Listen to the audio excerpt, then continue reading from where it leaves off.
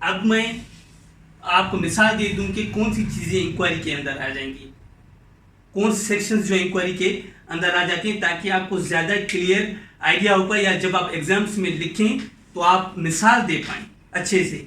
ठीक है, वो कौन से प्रोसीडिंग,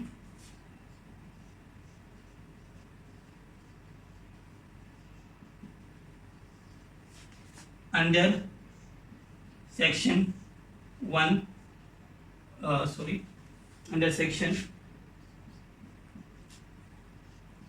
133 to 143।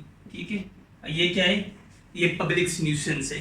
ठीक है, सेक्शन के अंदर मेंशन की गई है क्या, पब्लिक न्यूसेंस। तो ये भी जिम्मे आता है किसके, इंक्वायरी के जिम्मे में आता है। इसी तरह से सेक्शन सीआरपीसी के, ये याद रखिए। ठीक है, सेक्शन 88।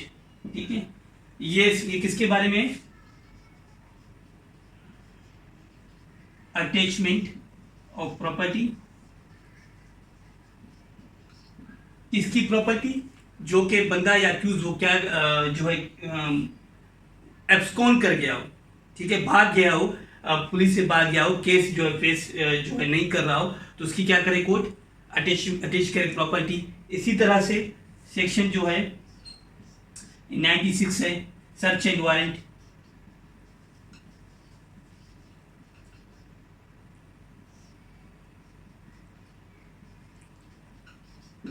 ये भी जिम्मे आता है किसके, इंक्वायरी के। इसी तरह से प्रोसीडिंग जो है अंडर किसकी,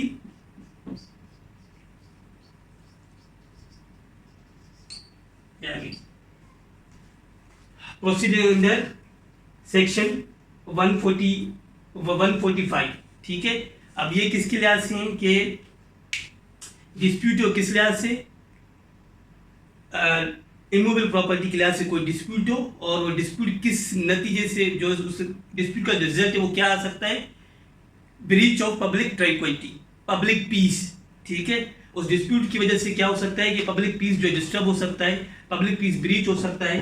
तो अगेन जो है ये क्या है, सेक्शन अंडर सेक्शन जो है 145 जो प्रोसीडिंग्स हैं वो भी क्या है, आपकी इंक्वायरी के जिम्मे में आती हैं। ठीक है, इसी तरह से एक और सेक्शन जो अहम है, मैं आपको सेक्शन 146 के जो विटनेस के स्टेटमेंट होते हैं, एक्यूज के स्टेटमेंट होते हैं, अदर देन द कन्फेशन इसके अंदर शामिल नहीं है।